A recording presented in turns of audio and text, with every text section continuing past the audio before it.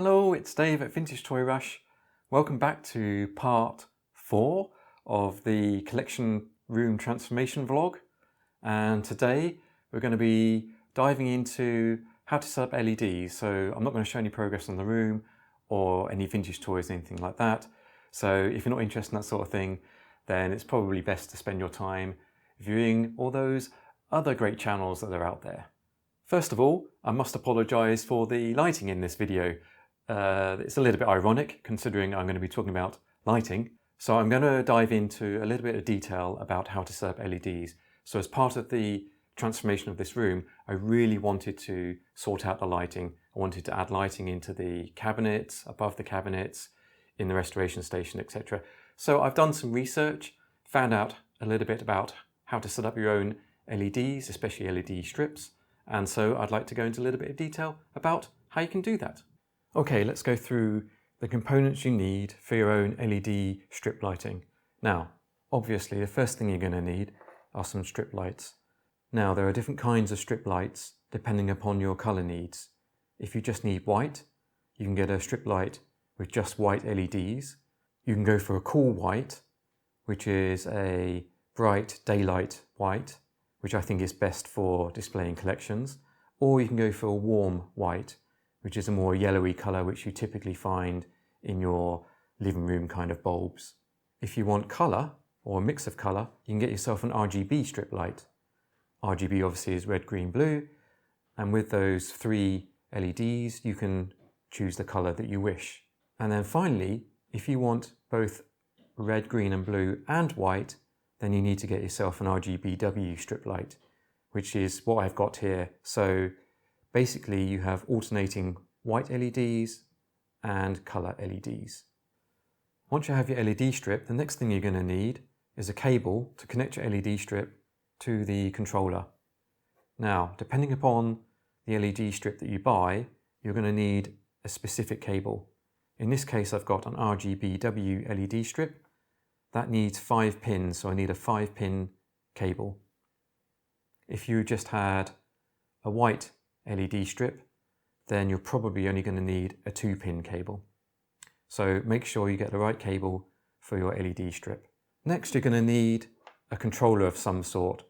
This is the box that basically sends the signals to the LED strip, telling it which colour to display.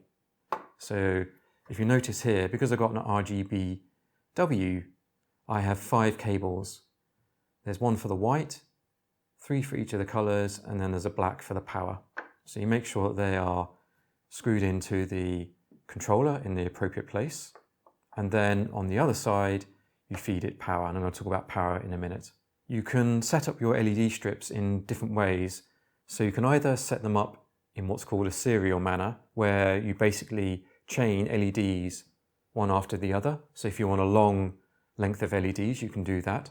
Or you can chain them together in parallel, where basically you feed in multiple LED strips into your same controller. And that's what I'm doing for my room.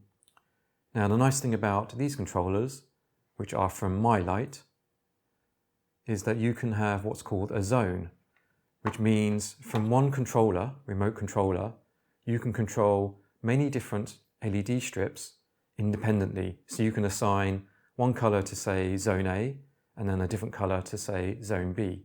And you do that by pairing each controller with the zone on your remote control. That's really nice. Now let's talk about power. So in this controller here, you can power it either through 2 cables here or through a standard adapter. And the power supply I've got is a fairly standard power supply, but it is important which power supply you get.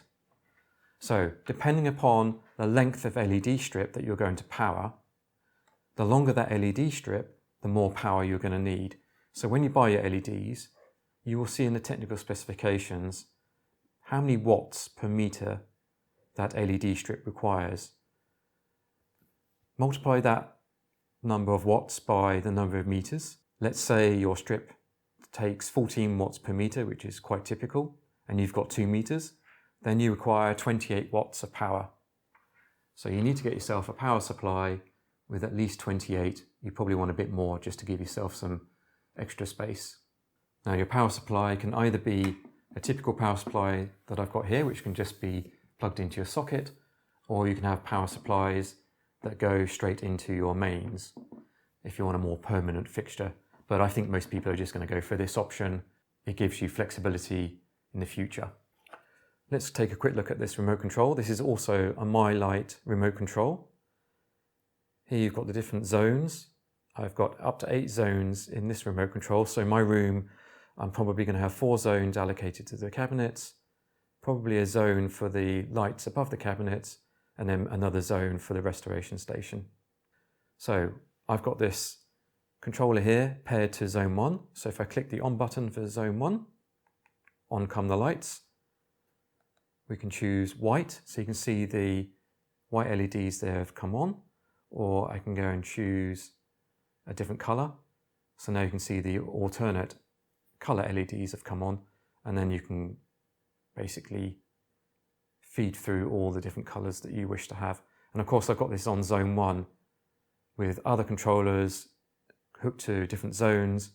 I can have different color LEDs on each of my strips. So with this setup, you can pretty much power whatever kind of display you wish. You can choose the length of your LEDs. You can choose how many LEDs come out of each controller, which means you can control off of a controller on a particular zone the colors that you want. And then for each controller, you basically need a power supply.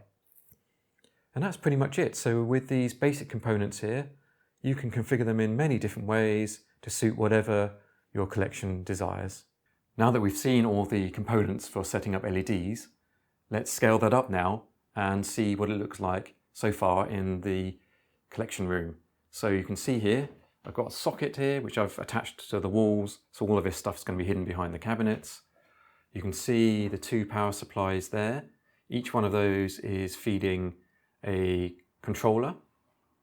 And each of those controllers can then be attached to a particular zone so that they can be independently changed through the remote control.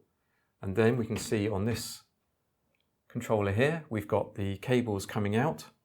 Follow that through into the back of the cabinet. And then if we come round to the front of the cabinet here,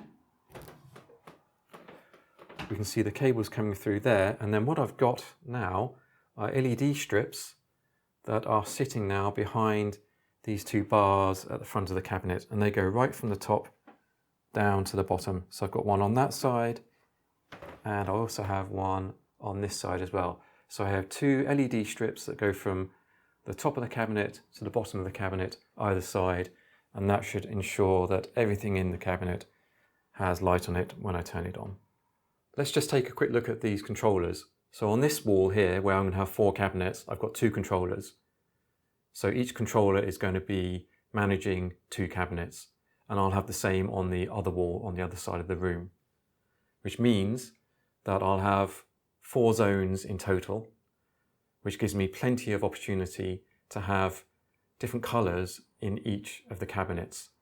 So for example, on Star Wars, I could have a sort of yellowish color, and maybe for Ghostbusters, I could have a greenish color, whatever I fancy. So I'm really hoping with this setup, I can make the room really sparkle and the display of the vintage toys really pop. I just want to make a quick note on where to buy this stuff. If you're in the UK and you do a search for LED lighting, you'll get a stack of results for dedicated LED lighting websites. You can go on there, you can find all this equipment, but I would not recommend doing that. And there's a very simple reason for that. It seems that the prices that those LED lighting sites quote are really, really expensive. So I got all of this off of Amazon. I just went straight to Amazon and bought all of these things direct from them. As an example, these My Light controllers, on one particular LED lighting site, one of these controllers was £35 plus VAT. So I don't know what that is, £40 roughly for one of these controllers. On Amazon, I got 4 of these controllers and the remote control for 8 zones for £50. That's an incredible price difference. So my advice would be go on Amazon and search for all of these components independently and just buy them that way. It is much, much, much cheaper than going to one of those LED lighting sites. I hope this video has been interesting and of use to you. Perhaps you're thinking about setting up LED lighting for your own collections. I wanted to put this video together because it actually took a while to research how LEDs work, what components you need, how it all fits together, and also where to buy them from as well. So I hope it's been of use. I know with my bad memory, I can just come back to this video if I ever want to set up LEDs in the future. So if you like what you see, give us a like, leave a comment. If you haven't subscribed, then please subscribe. Plenty more videos coming in the future. So all I have left to say now is, of course, stay safe everybody, and cheers.